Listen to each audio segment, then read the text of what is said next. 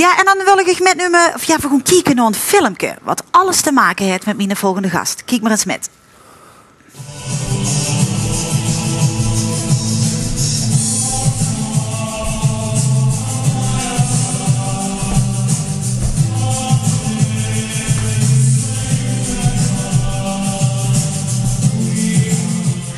Ja, want morgen vindt namelijk het Nederlands kampioenschap opgieting plaats in Groningen. En een van de finalisten is Marco Moling. Welkom. Marco, ja, jij bent een van de weinige Limburgers die dit ooit bereikt heeft, hè? Eigenlijk de enige. Ja, tot nu toe wel, ja. Dat klopt. Dat is wel heel bijzonder. Gefeliciteerd alvast. Maar dat de opgieten, wat moet ik me daar dan bij voorstellen? Nou, je zag zo net in het filmpje die persoon met een aantal handdoektechnieken de lucht verplaatsen in een saunacabine. Ja. Wat er eigenlijk gebeurt is dat je in een saunacabine mensen nemen plaats. Ik kom als saunameester de cabine in. Ik heb dan zoals hier ook staat, een sauna-emmer, een aantal etherische oliën. Die ga ik in een loop van 12 à 15 minuten verdelen over de kachel, over de saunakachel. Er komt luchtvochtigheid die gaat omhoog. Hè. Er komt stoom vrij van die kachel. En die ga ik dan middels zo'n handdoektechniek die verdelen door de cabine. Waardoor die luchtvochtigheid neerkomt op de koelere huid van de saunagast. En dat geeft een intense prikkeling, een hele lekkere warmtebeleving. En dat zorgt er uiteindelijk wel voor, met een goede afkoeling op het eind, dat de saunadag een ultieme belevenis wordt. Dus jij zorgt eigenlijk voor dat ultieme moment tijdens het saunabezoekje. Klopt. Ik kan me voorstellen dat je graag naar de sauna gaat, maar hoe kom je op het idee om dit te gaan doen? Ja, dat is eigenlijk voortgekomen uit een stuk hobby. 15 jaar geleden ben ik naar de sauna gegaan. Overdag doe ik iets heel anders. Hè. Ben ik ondernemer, ben ik met ondernemers bezig met hun bedrijfsvoering als registeraccountant en fiscalist. En heel wat anders. Ja, heel wat anders. Hè. Daar ben je gewoon bezig met cijfers, hè, met realiteit. En daarnaast is het goed om een goede balans werk-privé te vinden.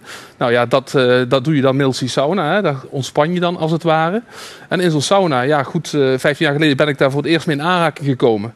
Van 1 keer in de 2 maanden werd het 1 keer in de maand. 1 keer in de 3 weken, 1 keer in de 2 weken. En vervolgens ging ik iedere week. Om juist die lekkere balans ook te vinden tussen werk en privé. Hè, omdat je toch veel uren maakt en ook vaak even lekker moet afschakelen. Nou, en dan kom je op een gegeven moment met mensen in aanraking die ook zo'n opleiding hebben gevolgd, zo'n cursus hebben gevolgd voor saunameesterschap. Nou, dan denk je ook van, dat heeft me ook altijd gefascineerd. Ook in de sauna, hè, mensen die toch met een stuk entertainment bezig, gecombineerd met een stukje warmtebeleving en ook een stukje beleving in de sauna teweeg te brengen. En ik heb zo'n cursus gedaan en ben eigenlijk gewoon begonnen bij een saunacomplex. Dat doe ik dan horend bij Tobolivio. Ik geef de mensen daar eigenlijk een echte bijzondere sauna-ervaring. De echte saunagast ziet dat ook echt als de ultieme belevenis tijdens zo'n saunadag. Een aantal opgietingen te ervaren, te beleven. Want dat geeft ook het heerlijke gevoel in het lichaam. Ja, want het wordt ook wel heel serieus genomen. Want een NK is niet niks. Nee, klopt. Maar hoe gaat dat dan zo in zijn werk? Want iedereen doet dat op zijn manier. Maar waar kun je dan echt in onderscheiden? Ja, als je gaat kijken naar de jury. Hè, er zitten dus een aantal juryleden in de cabine. En de juryleden beoordelen ongeveer op een 75-tal punten. Als je dat in hoofdthema's gaat verdelen, komt het op volgende neer. Men kijkt naar warmteopbouw. Hè, dus in 15 minuten tijd moet de piekmoment op die 14e, 15e minuut zitten. Dus een opbouw en warmte. Ja. Dan heb je dus de etherische oliën die je gebruikt. Die mogen elkaar niet opvreten. Met andere woorden, je moet met een lichte geur bijvoorbeeld beginnen. Of alleen maar zware geuren. Dus er komen heel veel technieken bij kijken. Maar het is ook een beetje een creatief iets. Hè? Want je moet er ook een heel verhaal van maken. Dat klopt. Nou, ik wil wel even zien hoe je dat allemaal doet. Zullen we dat even... Ja, dat is goed. Heb je alles bij je? Ik ga mee. Oké, dat is prima. Ik wil wel even kijken hoe je het doet en of ik dat ook kan. Ja, dan geef ik jou een handdoek. Ik hou wel mijn kleren aan, dat neem ik aan. Ja, heb jij ook hou ik ook aan. Oké, en als jij dat doet, heb je dan ook kleren aan? Of sta je daar ook in je... Nee, de mensen hebben Adams en zitten Eva gewoon outfit. naakt in de cabine op een handdoek. En als saunameester heb je iets aan. Hè, dat gekoppeld aan het thema. Alle mannen denken nu thuis, die heeft gewoon een wereldbaan, die man. Ja, nou, het is ontzettend lekker. Je leert ook echt te genieten van die warmte. Maar waar je echt van geniet is als je de mensen echt ziet ontspannen. Ja. Dat gaat zelfs wel eens heel ver. Dat mensen echt zwaar geëmotioneerd na afloop van zo'n sessie naar je toe komen. Omdat ze de muziek helemaal het einde vonden. Beleven ze dat zo enorm? Ja. En dat is het mooie ook ervan. En dat gaan we nu ook doen dan. Deze moet om? Nee, die moet je gewoon vasthouden. En misschien is dat wel leuk dat we gewoon een aantal basistechnieken gaan doornemen. Ja. Ook een aantal technieken hebben ook gewoon een specifieke naam. Ik dacht, het dit gewoon het sieraad was om alvast in de sfeer te komen, maar oké. Ja. Nou, als je bijvoorbeeld de handdoek gewoon zo houdt, dan heb je zeg maar een soort basistechniek. Gewoon bij elkaar? Dit is deze techniek. En je voelt al de luchtverplaatsingen. Maar dit kan ik ook nog. Ja, nou dit kan ik ook nog. Nou, we moeten makkelijk beginnen. Gewoon even eenvoudig. Ja! Nou, precies. Nou, Ja. dat lijkt heel basis. Maar dit is dan met een natte handdoek, hè? Klopt. Ja. Het kan een vochtige of een natte handdoek zijn. Veel mensen onderschatten het ook. Die denken, nou, er is wat water op een kachel en dan is het wat zwaaien en dat is het.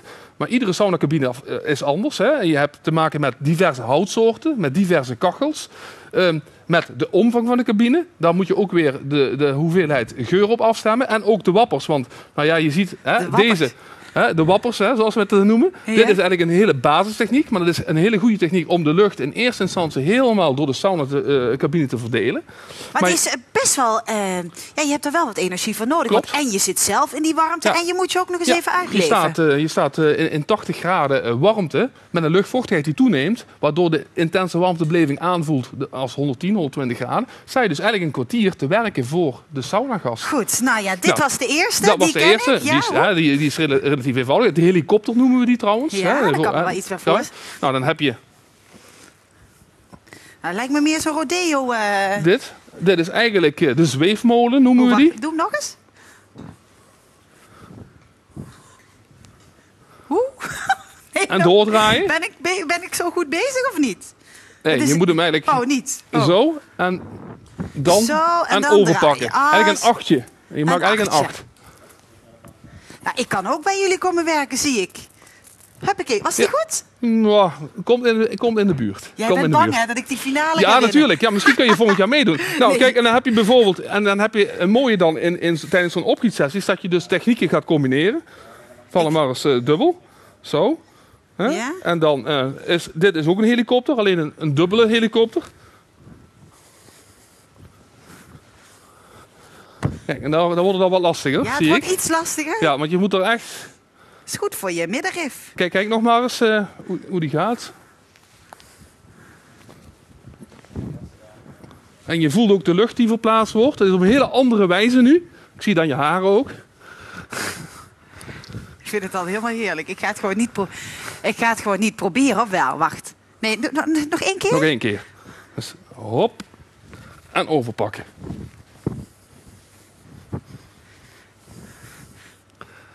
Nee, ik denk niet dat ik het goed ga doen. En eigenlijk ga je dus die diverse technieken afwisselen. Dit geeft ook weer een andere warmteverplaatsing in de cabine.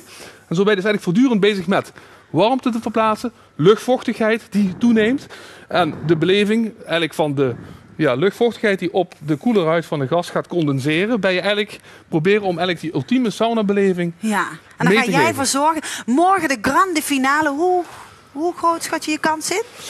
Nou ja, ik moet het vooral hebben van mijn enthousiasme. En dat zie je ook in de voorrondes, maar ook in de halve finale, dat ook steeds terugkomt. Maar daarnaast een stukje goede uitleg over veiligheid, een goede opbouw. En dus de mensen meenemen in de sfeer. Ja, ik ga je heel veel succes wensen. Ik ga je deze omhangen. Dankjewel. Voor mij heb je al gewonnen.